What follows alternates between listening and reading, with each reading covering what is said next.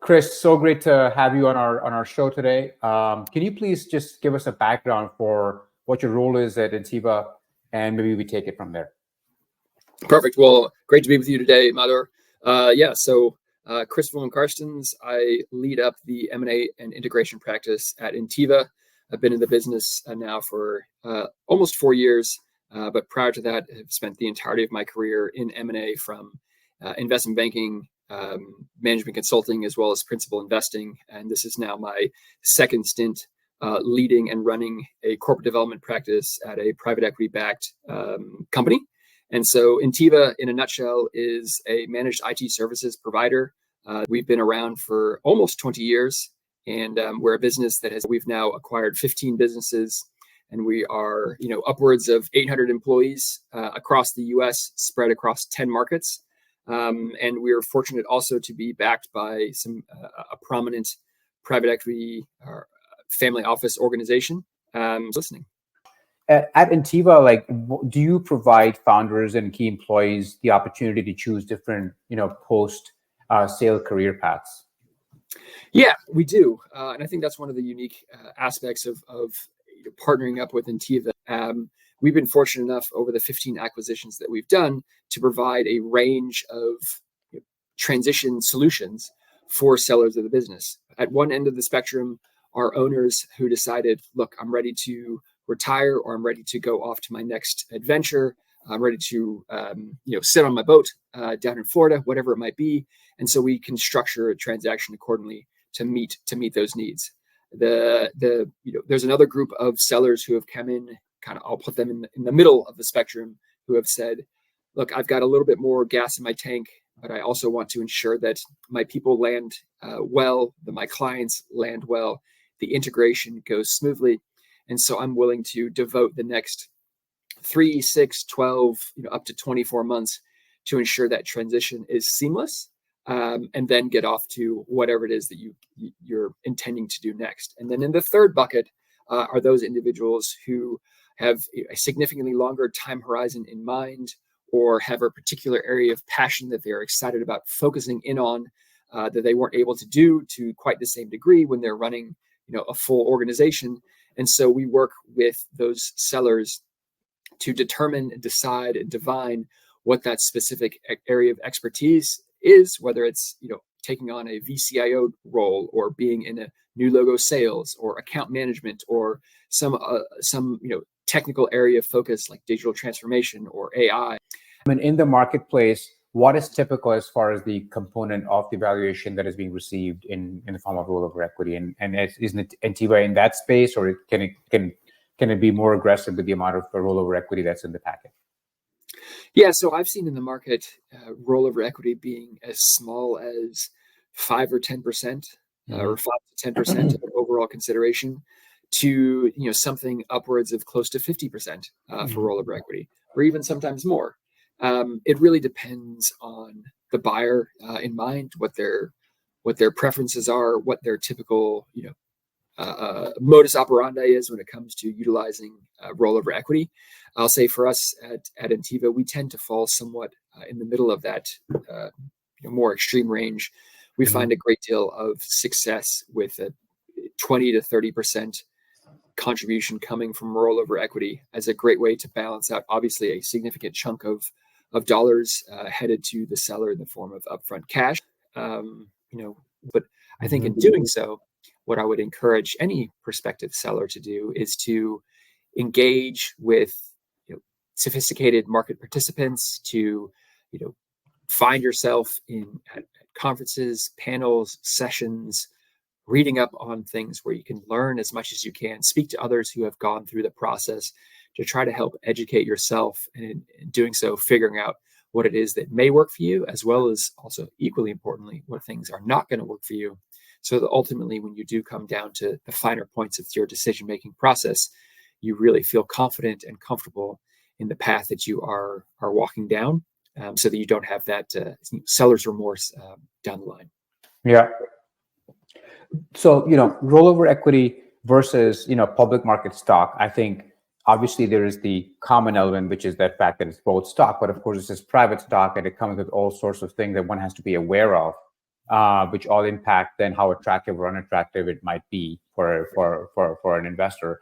What are some of the key things, in your mind that they should be asking about or be knowledgeable about before they accept a packet around rollover equity? And I think, the point that you were alluding to, Mother, is that, this is not an investment in a public markets company. You're not going to be able to, buy in your shares of Google today and sell out tomorrow if you so desire.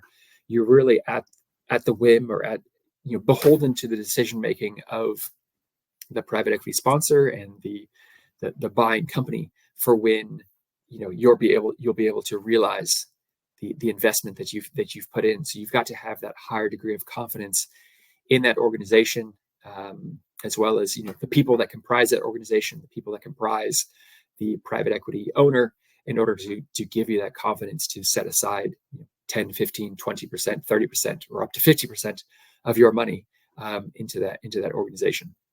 Some things that I've gotten people asking me about are, hey, listen, I get private equity, I get equity, rollover equity. How long do I have to hold it before I can sell it? So a couple points there. I think the first thing to be thinking about is trying to understand when you could feasibly realize that investment, is trying to know how far along in the journey of the buying organization is in their ownership by the private equity sort of ultimate sponsor. Typically speaking, if it's a private equity ownership of a business, they're likely holding for, call it 3 to 5 years ish. Sometimes it's a bit longer, sometimes it can be very opportunistic and a shade shorter, but that's kind of the typical time horizon to be thinking about. And so there you're kind of understanding, how much longer your money, your rollover equity is likely to be, quote, locked up in that business. So that's a first piece to understand. To get to some of your second questions there, you want to be partnering up with an organization where hopefully the money that you are investing in is held on the same level, that you're playing on an equal playing field with other equity investors in the business, from the private equity sponsors to the management team to previous business owners that have sold into the organization. You want to hope that that your money in your equity is on the same level. The term that's used is pari passu. Kind of means that everyone's on the equal playing field. So when the dollars are realized at the end of the day, everyone's kind of receiving equally commensurate with their ownership percentage. So I think that's an important thing to be cognizant of. When you do in that situation where you are selling internally to the existing parent, there's a valuation at which you're selling that company. Who comes up with that valuation, and can you shed a little bit of light on that? Yeah, so as I understand it, in those sorts of situations, in order for it, frankly, to pass muster, you really need to have a third-party independent advisor who comes in to value the business, and a lot of times that's done for audit reasons, in order to sort of have that valuation present for sort of those sorts of requirements.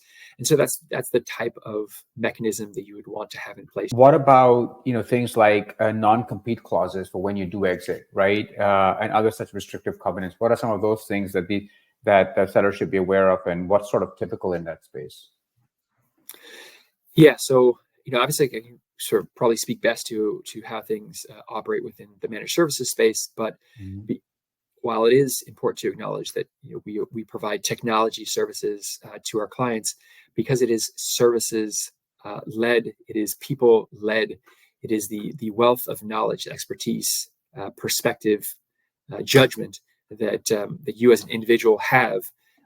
It wouldn't be particularly well received for a buyer to come along, acquire your business, and then see you depart the next day and try to stand up a competing organization.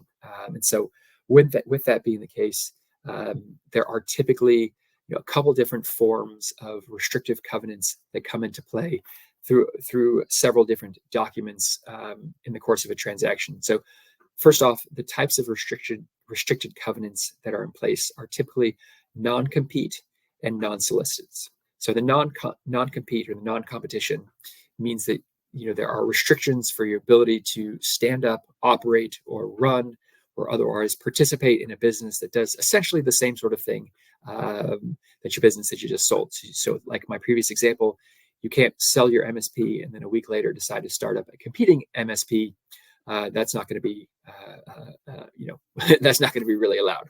Then the second part of it is on the non-solicitation. So that's about, if at the point in time you're, departing the business, there are restrictions in your ability to solicit clients or solicit talent in order to support the efforts of your new MSP.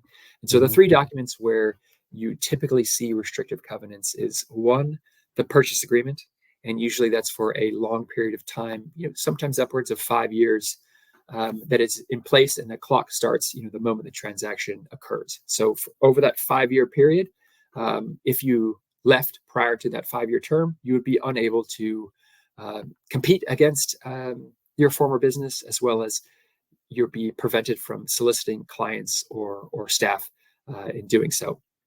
The second document where these restrictive covenants come into play is the employment agreement that you have in place. And those are typically tied to a period of time following the conclusion of your employment with the business. And so, you couldn't be an employee for 2 or 3 years and then suddenly decide, I'm going to leave. And then the very next day I can go along and start up my new MSP.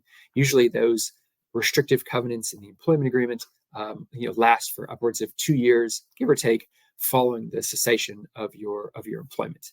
And then the third document where it also comes to play is when you are considering the investment of rollover equity into a business. Many times there are also restrictive covenants involved when it comes to having a rollover equity ownership in the business, because again, it comes with the fact that you will have in-depth knowledge of the business, how it operates, its successes, challenges, etc.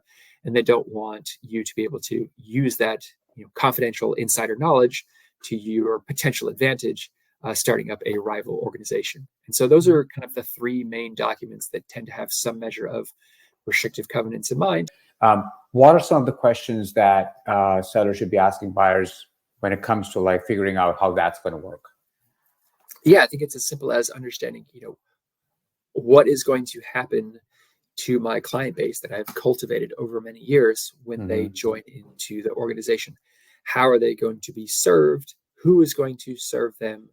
Are there changes in how they will be served that you need to be made aware of? And frankly, the clients need to be made aware of. And so I think the communication element that is part of the integration or part of the transaction itself is tremendously important, so that you can excite and inform your clients. Chris, today I think we discussed just an incredibly important and interesting question, which is the reverse due diligence question. And I think that's awesome to cover.